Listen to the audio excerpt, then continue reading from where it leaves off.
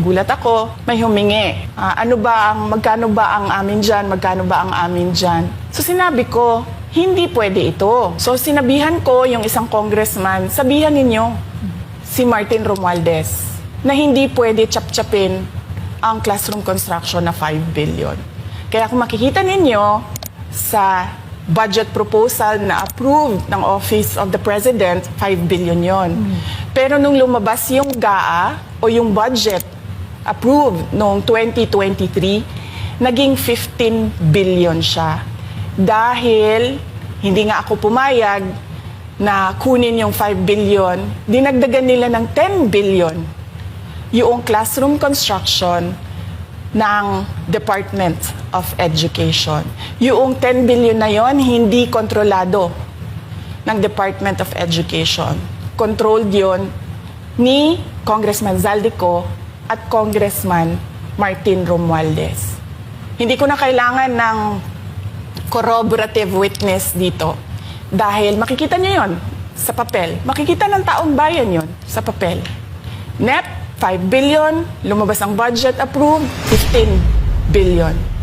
So maiintindihan niyo, di ba? Bakit pa tayo magbo-budget hearing para sa Office of the Vice President? 2 tao lang naman ang nasusunod sa budget ng bayan natin. Halimbawa, taong 2024, kung makikita nyo, ang approved na budget ng Office of the President para sa classroom construction ay 19 billion. Noong lumabas na ang House version ng Appropriations Bill, ay naging 24 billion ito.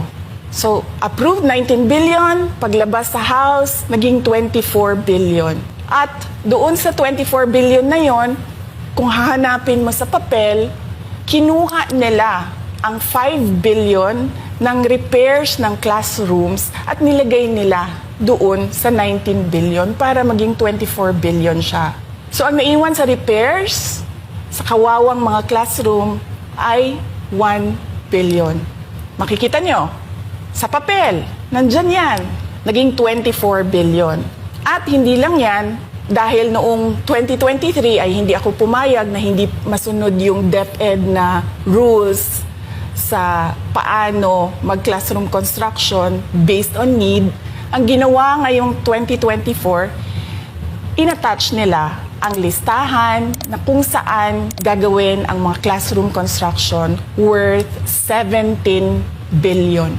Pagdating namin sa Senate, nakita yon ng mga senador. Tinanong nila ang Department of Education, totoo ba o hindi totoo na galing sa inyo ang listahan ng 17 billion ng mga classroom construction?